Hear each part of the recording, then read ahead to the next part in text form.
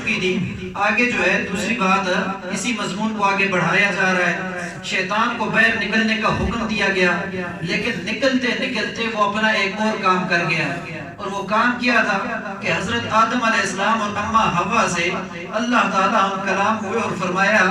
کہ تم نے جنت کے اندر سیر ہو کر کھانا پینا ہے، رہنا ہے، سب کچھ سیر اور تفریح کرنی ہے، لیکن یہ ایک شجر ممنوع ہے، یہ جو درخت ہے اس کے قریب تم میں سے کسی نے نہیں جانا، تم دونوں نے نہیں جانا۔ اگر تم دونوں میں سے اس درخت کے قریب کوئی چلا گیا اور اس کا پھل کھا لیا یا اس سے کوئی فائدہ حاصل کیا تو پھر تم نقصان اٹھانے والوں میں سے ہو جاؤ گے۔ اب وہ درخت کس چیز کا تھا؟ قرآن نے اس کا ذکر نہیں کیا، صحیح احادیث کے اندر اس کا کوئی ذکر نہیں آیا۔ مفسرین کی یہ اقوال ہیں کہ کوئی کہتا ہے کہ وہ گندم تھا، کوئی کہتا انگور تھا، کوئی اور درخت کہتے ہیں، لیکن کوئی مخصوص درخت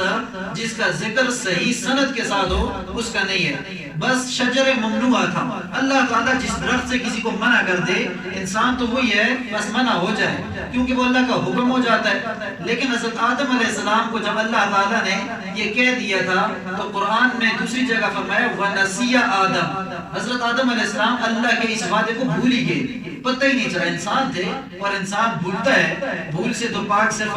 اللہ تعالیٰ کی ذات ہے۔ تو حضرت آدم علیہ السلام اور اماں حوا بھول گئے، اور بھولے بھی اس طرح کہ شیطان نے آ کر وسوسہ ڈالا۔ شیطان وسوسہ ہی ڈالتا ہے، بعض لوگوں نے تفسیروں میں لکھ دیا کہ وہ سانپ کی صورت میں جنت میں پھر داخل ہو گیا، اور بھائی یہ کون سا سانپ تھا کہ جو اللہ کے حکم کی نافرمانی کرتے ہوئے جنت میں دوبارہ داخل ہو جاتا ہے؟ کوئی سانپ شامپ نہیں تھا، اس نے وسوسہ ڈالا، باہر سے وسوسہ ڈالا، اور وہ باہر سے ہی وسوسہ ڈالتا ہے۔ آج ہمیں بھی غلط راستے پر جب لگاتا ہے تو شیطان آ کر ہمیں اپنی زبان سے نہیں کہتا کہ یہ کام کرو، یہ الٹا کام کرو، یہ کرو، بلکہ وہ ہمارے دل میں وسوسہ ڈال دیتا ہے۔ تو اسی طرح شیطان نے وہاں پر بھی وسوسہ ڈالا اور حضرت آدم اور اماں حوا سے کہا کہ اگر تم نے اس درخت سے چکھ لیا یا کھا لیا یا اس کے قریب چلے گے تو تم جنت میں ہمیشہ رہنے والے بن جاؤ گے، اور اللہ یہ نہیں چاہتا کہ تم ہمیشہ رہو۔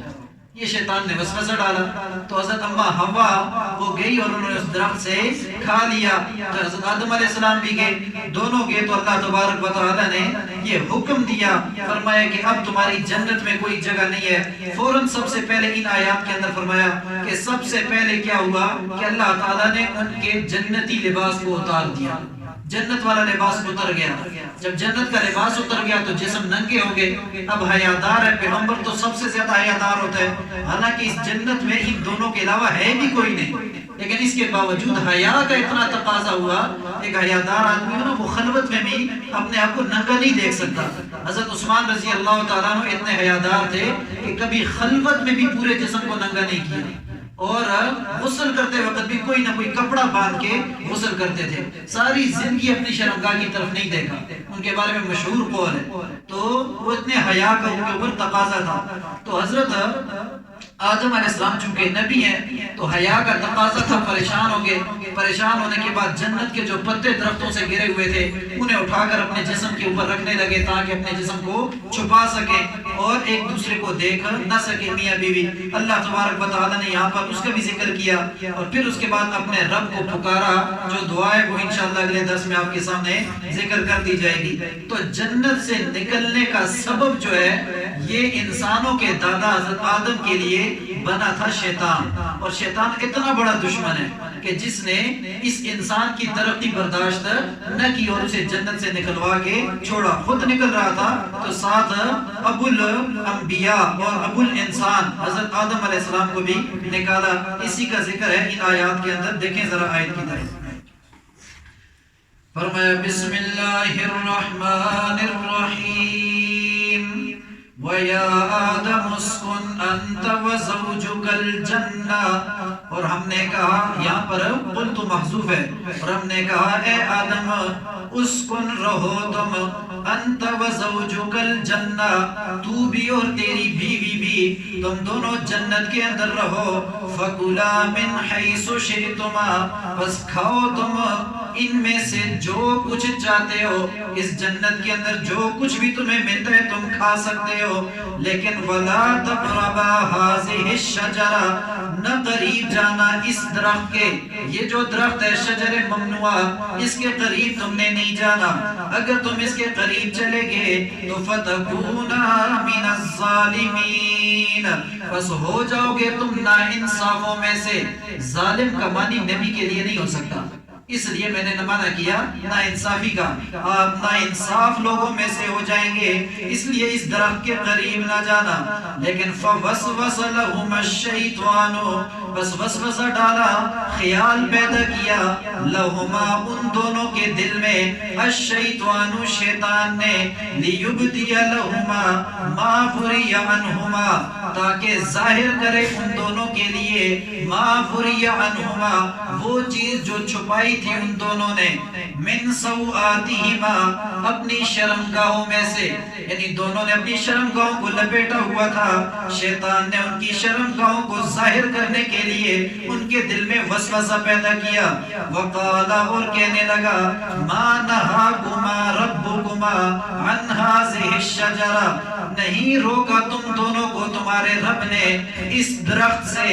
الا ان تکونا ملکین،